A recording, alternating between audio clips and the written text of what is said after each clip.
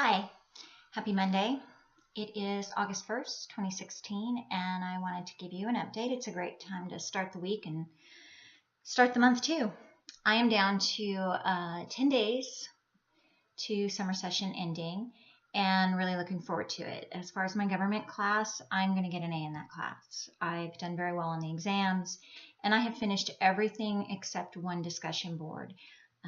One of the things about online classes is even if you have the ability to finish them early, you are still waiting for other people in the discussion portion or the classroom engagement portion of your online community. And so it can be frustrating. But even if I got a poor grade on my final discussion board, I've done very well in the exams, and that's going to supersede that. And I'm like at a 98% right now in that class, so it's going to work out just fine. My English class is going along fine. As I've mentioned before, I think it's building on the techniques and the skills, and unfortunately, it's just a class that you can't really work ahead in. You can do some of the lessons and a quiz every week, but you do have to keep waiting for the group activities, and you have to wait for the instructor to grade some things because it is a process and they build on that. One of the things I want to talk about today that really is the prime focus is applying to schools and sort of fleshing out what you think might work for you. As you know, I've applied to Hawaii Pacific University and I got in. I also applied to Kennesaw State and got accepted. I also can return to Montana State University because I'd gone there once before, so that's a different acceptance process. I can already go there. I don't have to do anything. But I also applied this past weekend to two other private universities. Florida Southern, which is down about 40 miles from Orlando. It's between Orlando and Tampa. And it's a small private school. And then I also applied to another private school up in the northern states, primarily because the aid that they offer is just better. So while their tuition is higher, they also offer transfer scholarships. In one case, one school offers up to $12,000 a year, and that can make a big difference. Even though their tuition's higher, if you don't know what other aid you're going to get yet, and you look at that, it's worth applying to those private universities to see what package you get. The one thing I would be cautious of, and I discovered this when I was looking at Florida Southern, is you can request early decision. And what early decision is it says you want the school to look at your application right now today. You want an early decision by the school to accept you or to not accept you. The caveat to that is if they accept you, you have to not apply anywhere else and they become your primary school. And that's, it's kind of good for both people. For you, if it's your only school you really want to go to and you want to make sure you can get in, then you want early decision if you're not even going to look at any other schools. But if you're going to look at other schools and you want to look at other financial aid packages and really sort of explore your horizons, then I don't recommend doing early decision because you're going to get locked into a situation that, you may not be able to get out of. When I looked at the disclosure on Florida Southern, quite frankly, I would have been locked into having to go there, and I've already been accepted to two schools, and I haven't decided yet. The whole reason I'm applying there is to give myself more options. So for me, right now, I've got 5 schools in the queue. I think that's more than enough. I did spend some time this past weekend looking at some schools in other parts of the states or the U.S. that I thought I either had someone there that might fit or had some private universities that might have really great financial aid. And when I say financial aid, I'm not talking about the government part. Private universities have that private money, and I want a piece of it, and it's not based on need. And while I have a huge need now, I don't know, my application doesn't necessarily look like I need it.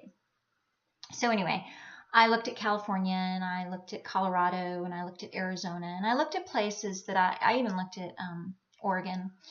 I looked at places that I've either lived or that I'm comfortable going to because I have people there and I lived there at one point.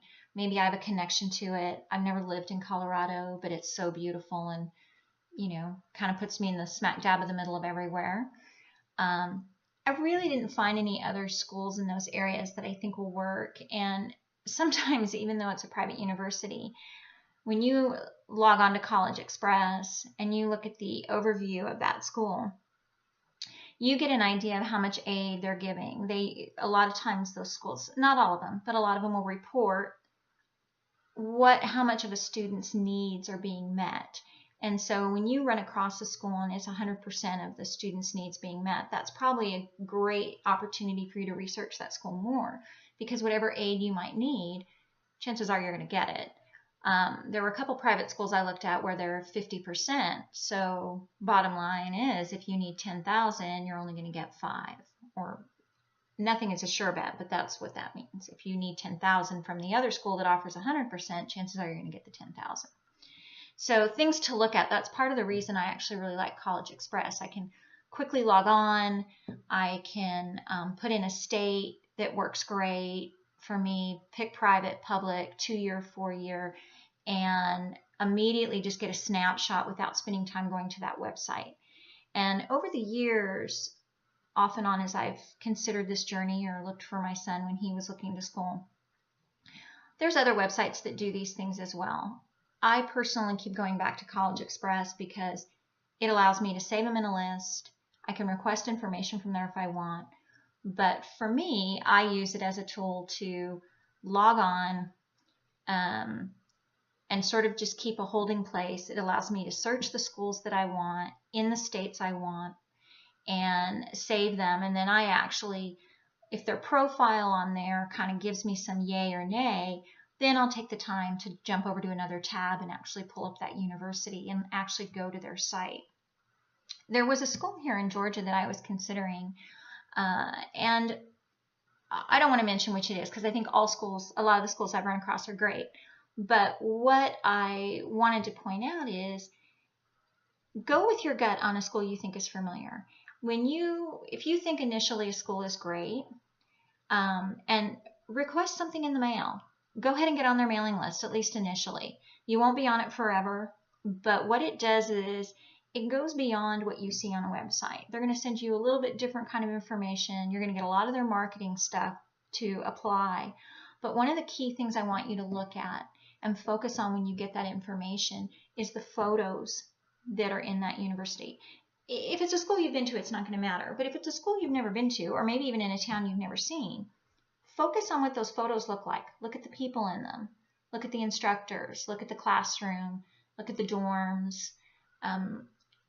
Go out and look at the website and look at the map. Where is it in that city and in that town? Because a school I thought I was going to apply to, this past weekend I actually started going back through and organizing, going through some literature on, I'm not a fit for that school. Their overall demographic, age, population, everything, there was just more pros when I looked at that. And that's because I took the time to focus on the photos and the literature I got. And they're not a good fit. They're just not. I think there's probably for me other schools that are better, even if I end up paying a little bit more for that down the road. So I encourage you to sign up. I encourage you to look at all your options and, think about how you want it to work for you. I'm not thrilled about living in a dorm. I think that might actually probably be the one part of this whole journey that scares me the most. Part of it is because I don't want to have to spend that money for living expenses. That really can jack up, our aid and what we need to either win in scholarship or take in loan or tap into our own resources, however it is we're going to pay for school. One other quick note, I know this video might be a little long. It's because I've had a lot of stuff on my mind over the weekend, is one of the things that I thought about late last week is finishing the degree online versus going to a brick and mortar school the next 2.5 years.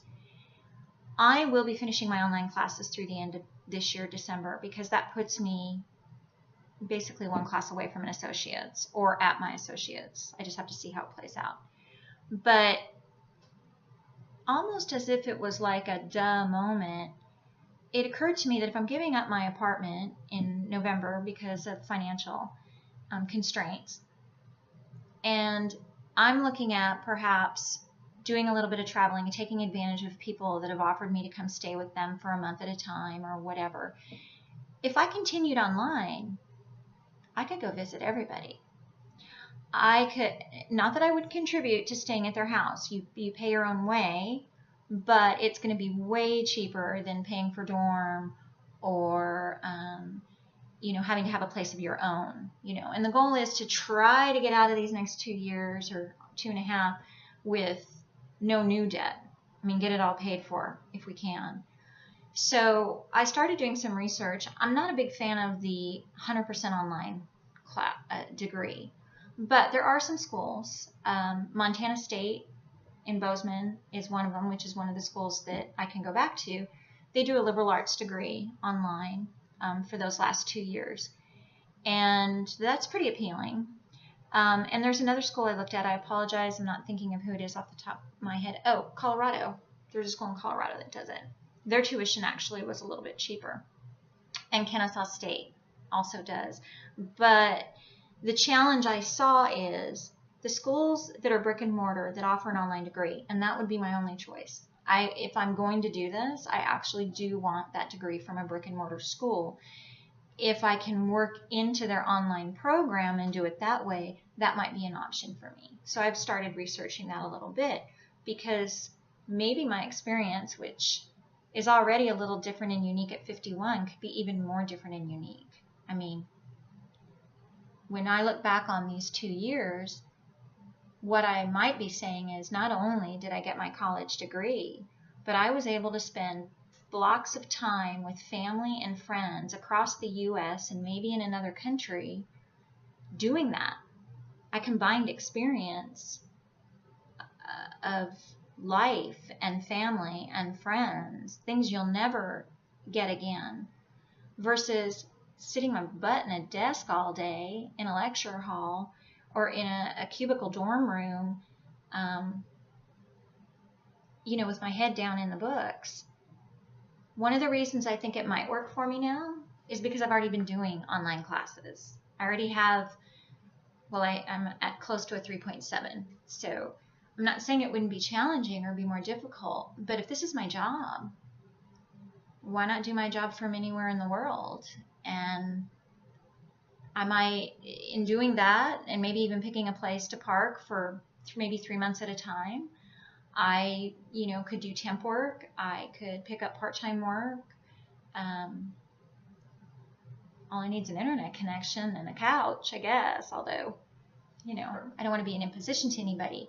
But I really am sort of toying with that idea, because how great would it be to spend time with family that's getting older that you may not get to see again? And, what else are all those miles for I've been saving up? Miles and voucher credits that I've been trying to accumulate. So just a thought. Those are kind of the things. Schools to apply to, where you want to go to school, things that you want to do, maybe do it online, travel the world while you do it if you can, or find a way to do that. A lot of ums in that because I keep thinking about it, so I'm not sure. Still doing my research. I just wanted to share your journey, and I think, or share my journey, to tell you your journey can be whatever you make it. That's the thing here.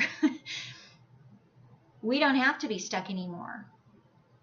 Everything around us has evolved and changed, and technology has changed. We truly can write our own path. It's not necessarily easy every day, and it doesn't come without a little bit of stress once in a while, but we definitely can do that.